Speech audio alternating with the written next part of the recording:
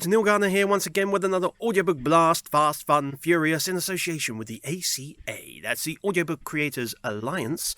Lovely collaborative group of wonderful creative types in the UK audiobook industry. Go join it, it's completely free, and you could bring your expertise, your knowledge, your questions, your answers, maybe cake. It'd be nice if someone brought cake eventually.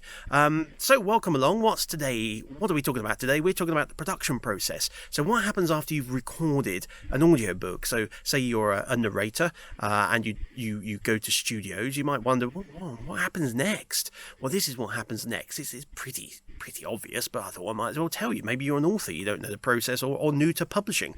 So narrators come in, recorded their files. It might be a rock and roll style, or it might be chapter file style.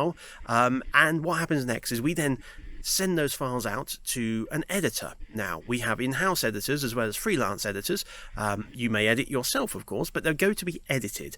And during that phase, the editor will work through the raw files, even a rock and roll file, and just tidy it up, clean up background sound, maybe use some studio silence to help repace it, make sure everything's to the correct specifications that the client has required of you, tidy it all up, name those files to the right spec, of course, and then master them out in a way that that hits all the correct requirements, shall we say. So at that point, what we then do is we then send those files. They come to us back as WAV files, as broadcast WAVs. We then convert and create a copy of them as 192 kilobit per second MP3s. Now, these are mono files, of course, remember, because it's single voice audiobooks. We don't need stereo at this point. There's no music or sound effects.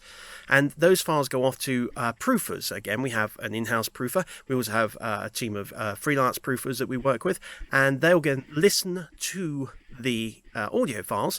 They'll compare the audio files to the script. Now, I always prefer to send my proofers both a clean original version of the script, but also the marked up script, so they can then see where mistakes have been made to make sure that we've not missed an edit.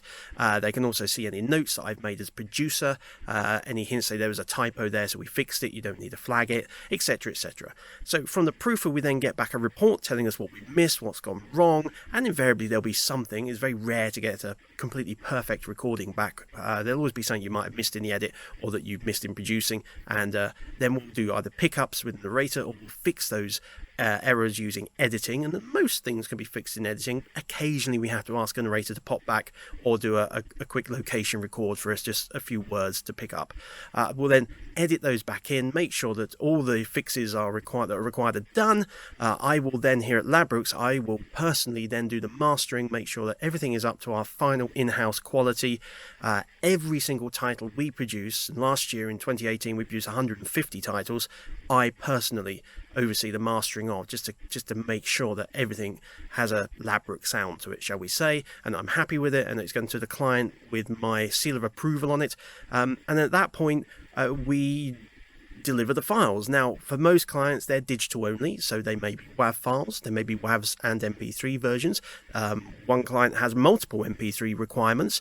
There's another client that also needs audio CDs. So at that point, I have to put them into another program and take the chapter files and decide how long each CD is going to be, then cut to that CD and then put track markers every 3 to 5 minutes. It's quite a long and laborious process, and then of course you have to then burn the CDs and then label the CDs and package CDs and put them in the post and send them out, and it goes on and on. But that's the sort of stuff we do. For many clients, though, it's just a simple upload to an FTP site, for example, and then we email the client, tell them all the details, duration, files, etc, and then go back to our narrator, who we've normally hired directly, to let them and their agent know how long the final product is, to then let them know that they can invoice us based on that final duration. And scene. Yes, it's quite a laborious process. It takes a while. You can see why we say we need a couple of weeks to get things done. It's bouncing around various experts and coming back for fixes and changes, and all that time, of course, like any other business, we're selling in, trying to get new work, we're working on the next title, 2 or 3 at a time, and everything's going around and around and around. So there's a lot going on once the narration bit on its own has finished, and the narration bit's really important. All the rest of those processes are equally important to make a top-notch grade A audiobook. So I hope that's been of use to you, so you understand a bit more of the process and see what we all do on the techie side to help make audiobooks the art form that we all know and love. So I hope you've enjoyed it. I'll see you very soon for another Audiobook Blast. Take care. Bye!